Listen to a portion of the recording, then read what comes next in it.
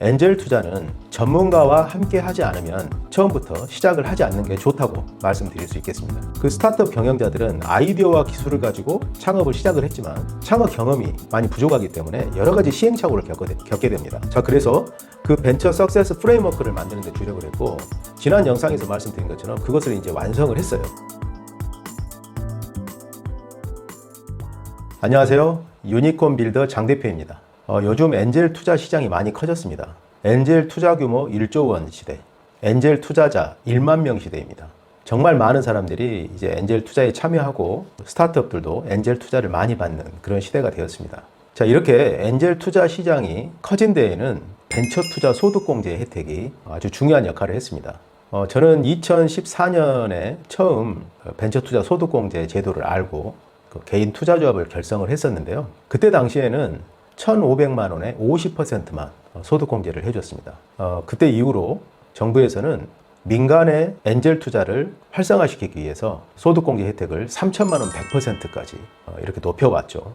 그래서 그런 어떤 정부의 제도적인 노력이 엔젤 투자를 활성화하는 데 아주 중요한 역할을 했다고 생각합니다. 자, 그래서 지금은 개인 투자조합, 엔젤 투자도 많이 활성화됐지만 스타트업 엑셀러레이터도 이미 400여 개 회사가 넘어서서 정말 엔젤 투자 시장이 많이 커지고 있습니다. 자, 그런데 중요한 것은 엔젤 투자 시장은 커지고 있는데 과연 이 엔젤 투자가 할 만한 것이냐 하는 부분에 대해서 이제 다시 한번 생각을 해볼 필요가 있는 것 같습니다.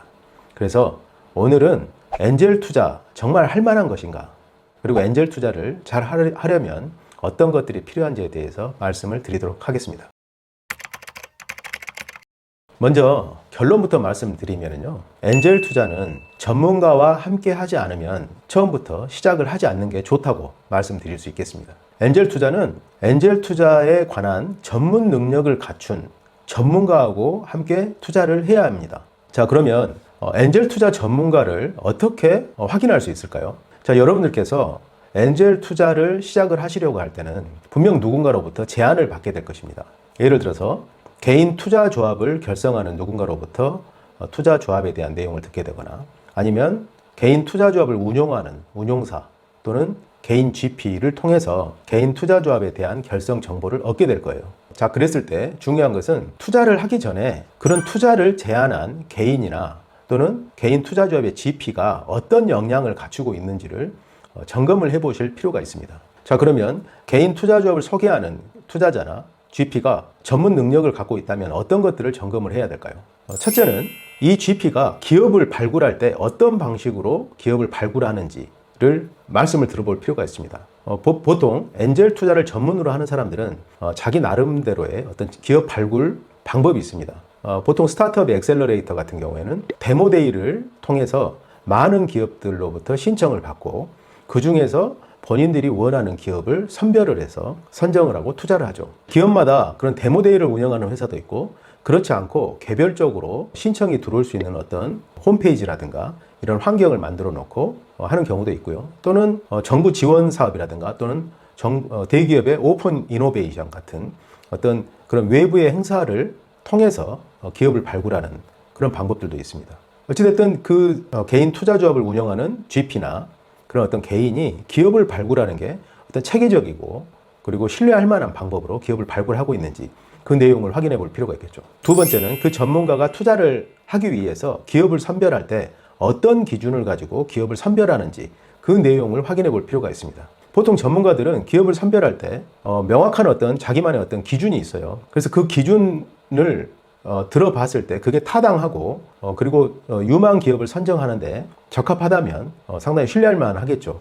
예를 들면 이런 겁니다. 보통 스타트업 엑셀러레이터나 투자 전문가들은 창업팀의 구성 이런 것들을 많이 보는 경우도 있고요.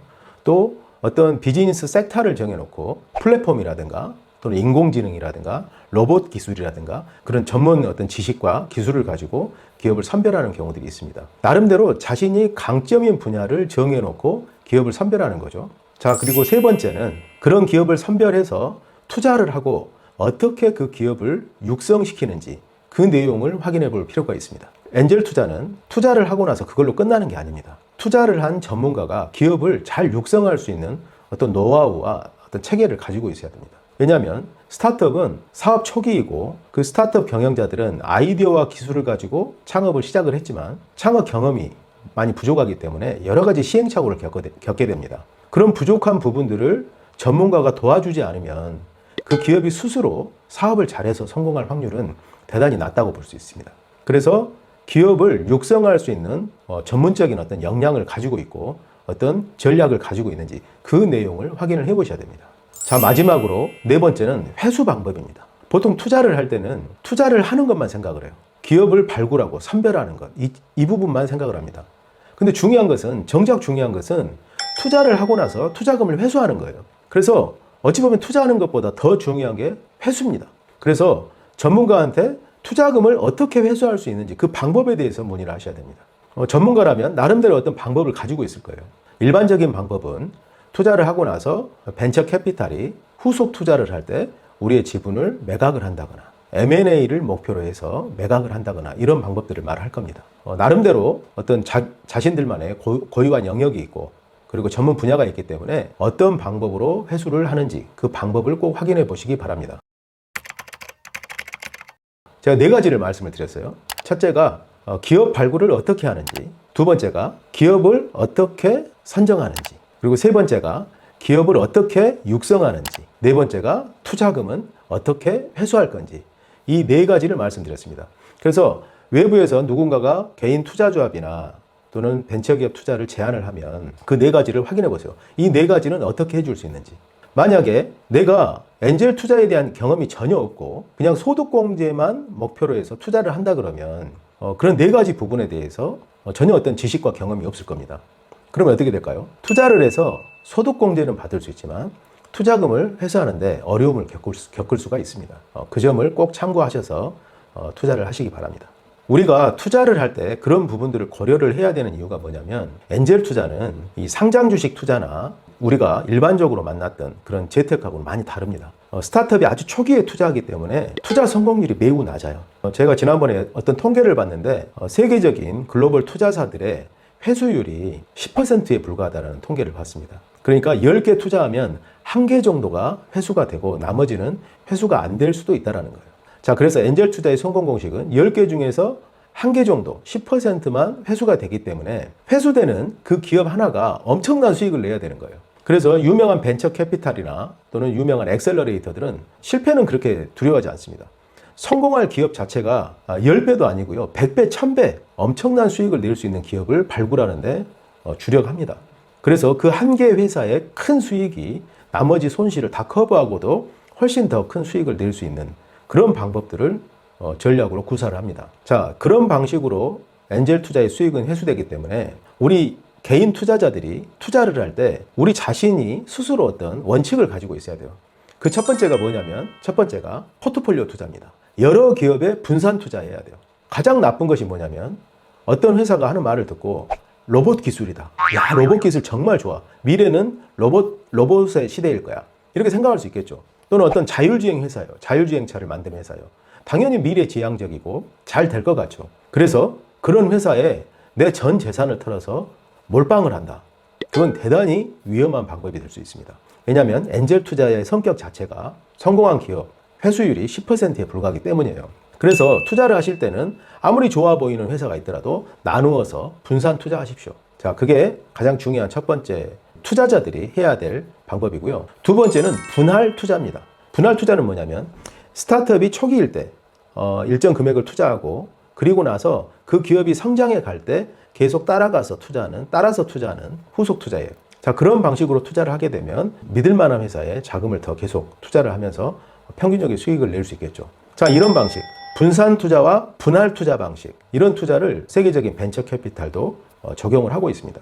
자, 이렇게 엔젤 투자의 특성을 정확히 이해를 하고 투자 전략을 나누어서 구사를 함으로써 리스크를 줄일 수가 있어요. 저는 이처럼 엔젤 투자는 성공을 했을 때 정말 큰 수익이 나고 단 한 번의 성공으로 인생을 바꿀 수 있는 기회를 만들어내기 때문에 정말 매력적인 투자처라고 생각합니다. 그러나 이 투자에는 이런 리스크가 있어요. 그래서 그런 리스크를 해결하기 위해서 저는 5년 전부터 벤처 석세스 프레임워크라는 것을 만드는 노력을 해왔던 것입니다. 제가 만들기로 생각했던 벤처 석세스 프레임워크는 일반 시중에 알려져 있는 분산 투자와 분할 투자 이외에 어떤 기업을, 스타트업을 체계적으로 성장시킬 수 있는 골격을 만들어서 우리가 투자하는 기업이 단순히 투자로 끝나는 게 아니고 프레임워크를 따라서 사업을 하고 또 그 프레임워크의 어떤 평가를 받고 계속 투자를 받을 수 있는 구조를 자체적으로 가지고 있다면 기존의 분산 투자와 분할 투자를 하는 엑셀러레이터의 방법보다 훨씬 안정적이고 높은 수익을 낼 수 있다고 생각을 했습니다. 자, 그래서 그 벤처 석세스 프레임워크를 만드는 데 주력을 했고 지난 영상에서 말씀드린 것처럼 그것을 이제 완성을 했어요. 그래서 지금 벤처 석세스 프레임워크는 2개의 페이즈 그리고 6단계로 나누어지고 각 단계별로 4개의 모듈을 구성을 해서 경영자 코칭 프로그램과 투자가 연계되는 모델로 지금 기업에 투자를 하고 있습니다. 자, 그래서 이 벤처 석세스 프레임워크는 기존의 시장에서 개념도 없었고 그런 방법에 대해서 고민하는 사람이 없었던 그런 거예요. 그걸 저희가 지금 만들어냈고 그것을 하나씩 진행을 하고 있습니다. 저희가 작년부터 한 10개 기업을 선발을 해서 하고 있는데 당분간은 한 10개의 기업씩 이렇게 진행을 할 거예요. 그리고 그게 검증이 되면 더 숫자를 확대해 갈 겁니다. 그래서 이 벤처 석세스 프레임워크가 만들어지면 투자자들은 어떤 혜택을 받을 수 있냐면 되게 안정적으로 투자를 하고 그리고 검증된 기업에만 투자가 들어가는 이런 어떤 성과를 얻을 수가 있게 됩니다. 그래서 엔젤 투자를 잘 모르는 초보 투자자들도 정말 벤처 투자 소득공제 혜택을 받으면서 안정적으로 투자하고 더 많은 기업이 성공을 해서 많은 수익을 얻을 수 있는 어떤 그런 것들이 만들어지기 시작할 겁니다. 자, 제가 오늘은 엔젤 투자를 할 때 전문가를 통해서 꼭 투자를 하기를 말씀을 드렸는데요. 우리가 살고 있는 시대는 정말 많이 변하고 있습니다. 여러분들 지금 경험하고 계시는 것처럼 챗 GPT가 지금 세상에 엄청난 충격파를 던지고 있어요. 인공지능이 사람처럼 글을 쓰고 작곡을 하고 그림을 그리는 그런 시대가 되었습니다. 실제로 레이먼드 커즈와일이 2029년에 특이점이 온다고 말을 했습니다. 레이먼드 커즈와일은 세계적인 천재 과학자인데요. 이 레이먼드 커즈와일이 미래의 어떤 기술이 이런 기술이 출현할 것이라고 예측했던 게 상당히 많이 맞았었죠. 근데 이 레이먼드 커즈와일이 2029년에 특이점이 온다 이렇게 말을 했어요. 이 특이점이라는 게 뭐냐면 인공지능이 모든 인간이 가지고 있는 지능의 수준을 넘어서는 그런 시점이 온다라는 거예요. 그 시점을 2029년으로 예측을 했었습니다. 그런데 요즘 사람들의 관심이 그쪽으로 주목되고 있어요. 지금 2023년인데 챗 GPT가 출현했습니다. 자, 2029년이면 뭐 얼마 안 남았잖아요. 이 기간 동안 챗 GPT는 엄청나게 발전할 거예요. 그리고 정말 2029년이 되면 인공지능 기술이 인간의 지능을 넘어서는 그런 일들이 만들어질 가능성도 배제할 수 없습니다. 그래서 우리가 살고 있는 시대는요, 아마 해가 다르게 엄청나게 빠르게 바뀌어갈 거예요. 그래서 우리는 지금 스타트업 창업의 시대, 엔젤 투자의 시대에 살고 있어요. 이게 변하지 않으려고 하는 사람들한테는 엄청난 위기가 될 거고요. 변화를 추구하는 사람들한테는 큰 기회가 될 것입니다. 그래서 엔젤 투자, 이제 더 이상 늦출 수 없어요. 외면할 수 없습니다. 이제는 모든 사람들이 이쪽에 관심을 갖고 참여하셔야 된다고 생각합니다. 앞으로 10년 스타트업 창업과 엔젤 투자에 해답이 있습니다. 모두 제대로 된 엔젤 투자 전문가를 만나서 성공적인 결과를 얻어보시기 바랍니다. 제가 하는 엔젤 투자는 위엔젤스에서 확인하실 수 있습니다. 자, 그럼 오늘 이걸로 마치겠습니다. 감사합니다.